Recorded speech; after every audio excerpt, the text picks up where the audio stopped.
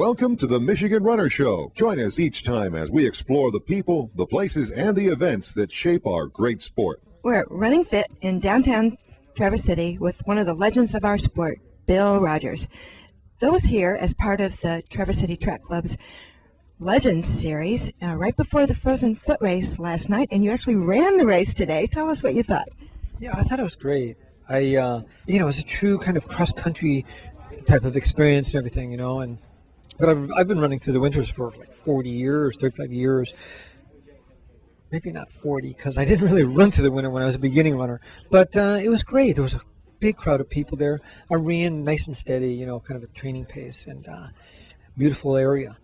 And I think when you run in a beautiful area, it makes your running easier. It makes you want to get out the door, despite if it's really a hard day or something like that, whether it's hot and humid or whatever, you're more likely to get out there. And if you've got a huge group of runners to run with, And so it was great. It was fun. It was a big group for a winter day, and one of the other reasons that you're here is to sign copies of the second edition of The Complete Idiot's Guide to Running. Now, by definition, if you take up running, you're no longer an idiot. So tell us a little bit about why this book is a good one for people who are beginning. Well, I did the book with Scott Douglas, who's a writer for Running Times magazine, and it's pretty much a nuts to bolts or soup to dessert guide to running and how to kind of make it part of your life, because how to become an athlete for your whole lifetime. That's what we want, I think, as runners, and it's maybe the ideal sport for that. It's a way to keep your fitness, and we talked about everything about building up your training very gradually. Running for kids. I talk about some of my favorite races. We talk about training for all the different distances, 5K, 15K, marathon, and some other nuts and bolts things like, what you look for in a shoe and everything like that. I always recommend going to places like Running Fit, especially running stores, and because then you're going to get everything you need to get out the door. And I think if you don't have that, you're not likely to do it. You need either a friend or to run with, and you want it just right. And I didn't do that my first years. I had friends to run with. We didn't run a lot, but we didn't have the gear. So I didn't run in the winters hardly. We ran indoors in our high school corridors a little. Yeah, the gear makes a big difference, especially on a day when it's 15 like today. Yeah, 15 degrees.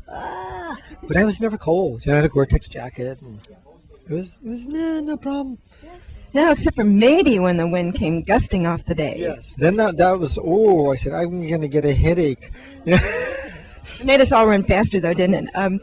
One of the things that I really liked that you said in your book is that you add years to your life and life to your years. Yeah. And I think that goes for people at all ages, doesn't it? Yeah, because I think running we are meant to move, we're meant to run. Now that I guess scientists are saying, they've proven, taking a look at the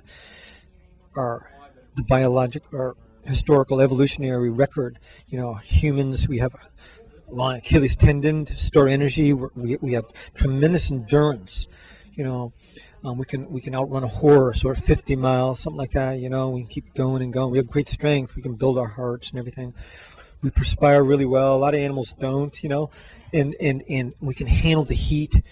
And so biologically, we are made to run and everything. So I think when we get out the door, we say, and you feel better, you say, that's why. We're really going back to our real old roots, Well, speaking of old roots, you've have quite a history of running races in Michigan, like the Riverbank Run, originally Old Kent, now Fifth Third, and the Crim. In fact, you won the first Riverbank Run. Yeah. Tell us a little bit about the early years when running was changing from an amateur sport to a professional sport.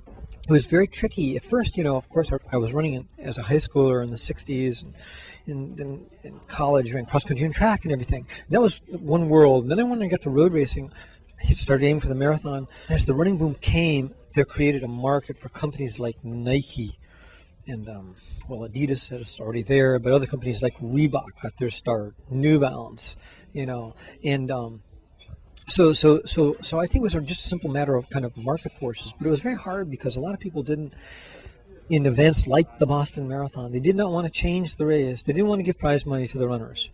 And many people didn't understand that the runners were professionals, just as professionals in any occupation, whether it's a sport or not.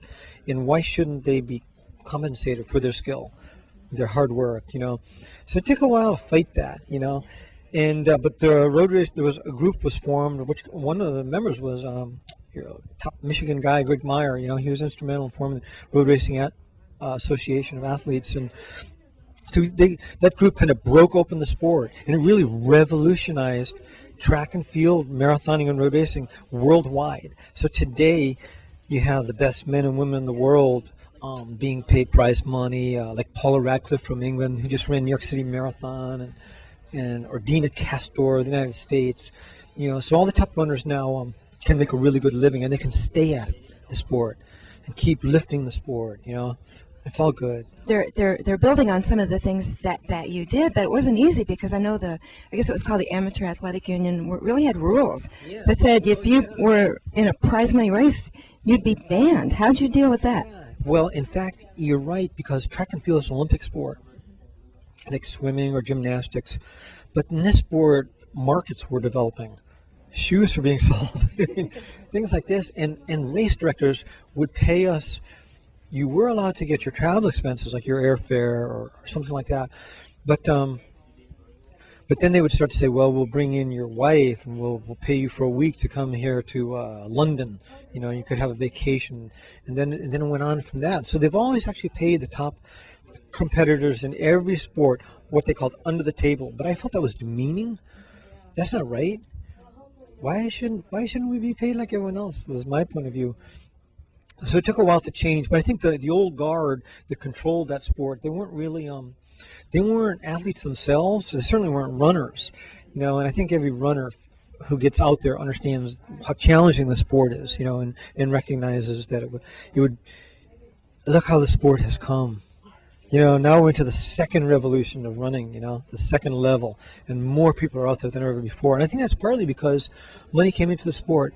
Bill, thank you very much for making all those changes during that first running boom, and it's a treat to talk with you, and you've got folks waiting for you to sign the book. Well, it's great you've got the show, and I hope it was great to run with so many runners out here today. To come to Traverse City, I want to thank Dave Taylor and the Traverse City Track Club. If we just support our athletes, they're going to do great, We sure hope so. Thank you so much, Bill. Okay, thanks. Okay.